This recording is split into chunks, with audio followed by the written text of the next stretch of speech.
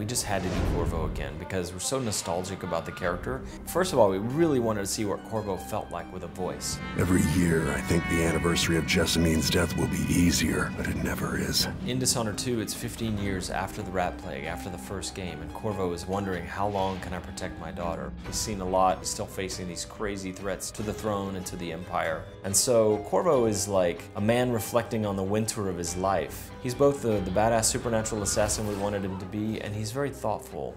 And of course, Corvo is a foreigner. That's part of his character. He's originally from Serkonos. At the start of Dishonored 2, he's on the run from Dunwall Tower. This time he's going down into his native country. He's seeing Serkonos again for the first time in a long time. He's seeing how it's changed under the Duke of Serkonos.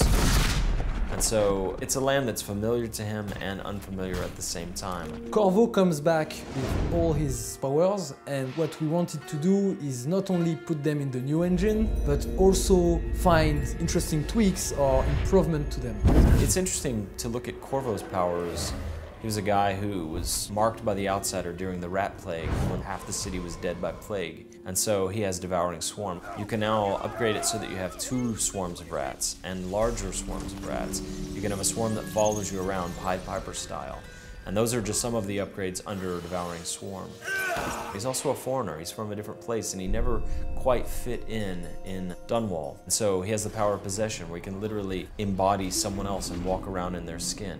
We loved possession. It's this ability that allows you to physically enter a character or an animal at first and exit somewhere else. So you actually use the character or the animal as a vessel to move through the world.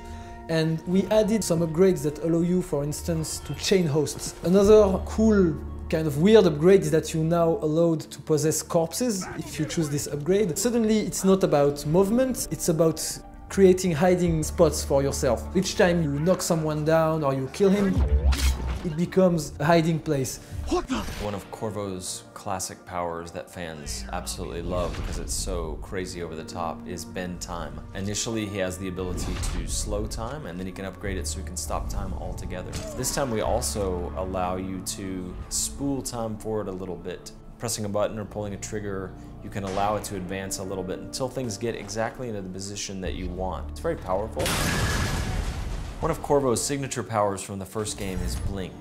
It's sort of a short-range teleport. When we were working on the DLC for Dishonored 1, we gave Dowd a kind of a redirective blink that allows you to move out into space, stop time, rotate, and continue your blink back in the direction you came or in another direction. And so we knew that's one upgrade we wanted to add to Corvo for Blink in the new game. And it really does allow players to explore their environment.